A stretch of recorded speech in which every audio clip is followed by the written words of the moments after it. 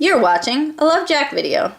Hi guys, it's Jackie. Welcome back to another Love Jack Mail video in my YouTube series that's documenting my letter writing process. A little recap, we're trying to help me stay accountable, inspire you, and then connect with each other so we can share tips and ideas, and at the end of this, we all become better letter writers. The card you're going to watch me make today is a thank you card to my cousin Terry and her son little Ricky, who we stayed with on a recent trip when we were in Orlando. We stayed with them in their house, and they had a guest room set up just for us, and they were really hospitable, and we wanted to do something a little bit extra to say thank you. So we're making this embellished card with some pictures and some memorabilia from our trip. For this card, I started with the photos. What you need to know about me is that I love taking pictures, and I take a lot. Also, I like having options, so I printed out a bunch. I used the mini print option at CVS so that the pictures were smaller. During our trip, the kids were often playing superheroes. A couple times I had them do some superhero poses for me. That was my inspiration. I chose a yellow card because it brought out the yellow in Ricky's shirt. Both of my kids love playing with their older cousin. They thought he was the coolest guy ever. I chose my favorite pose of each kid and cut it out with super sharp scissors. I used this brand called Cutter Bee Scissors by EK Success. I glued those on the inside knowing I would put their names next to their photo.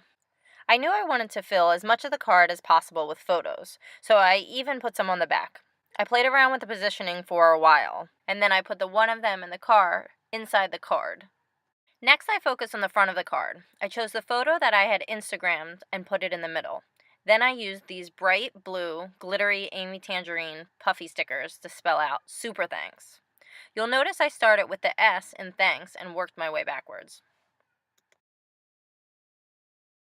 Then, to fill the empty space, I chose 3 more pose photos and cut them out in star-like shapes. You know, the way you see pow and kabam in a comic. I find cutting very therapeutic, so oftentimes I cut things out in great detail. I wanted these shapes to pop even more, so I glued them to green cardstock and cut them out again.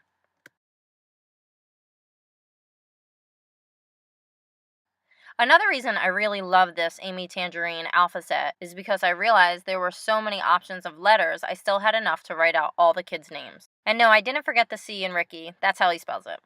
I also had to move Conroy's picture over a little bit so his whole name could fit.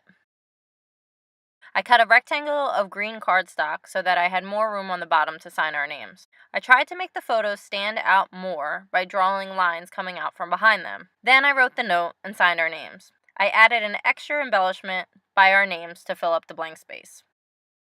Then on the back there was still some negative space that was bothering me, so I cut another picture and put it there. More is more. Ta-da! Done, and so fun.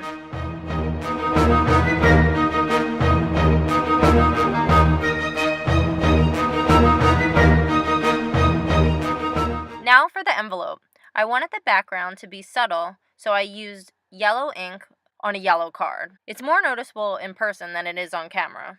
Then, since I still had so many photos left over, I decided to use them to decorate the envelope. For the main address, I used this fun photo I took of our shadows when we were about to enter the animal kingdom. And for the return address, I used a small picture of Georgia and Conroy.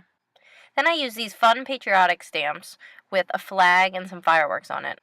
I put 2 on there since the card was a little bit thicker. I found some thin blue striped washi tape to make a border around the main photo. And then, so I had a place to write the actual address, I used some yellow electrical tape.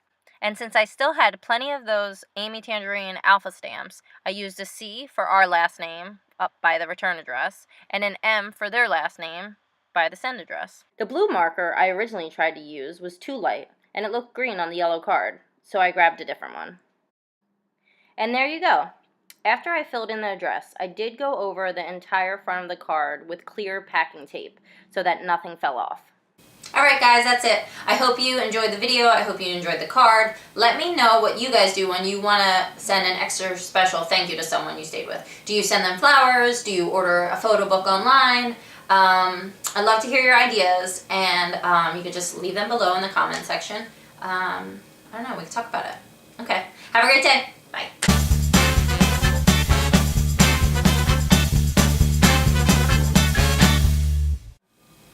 A little tidbit is, while we were there, I thought I'd be like a gracious house guest and wash the sheets for them and one of their blankets. And we live in New York City. We send our laundry out. It comes back folded. It's the best thing about living in the city.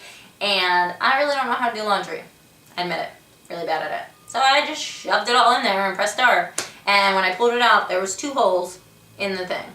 So in addition to this thank you, I also ordered a new blanket from Target.com saying, sorry, I don't know how to do laundry.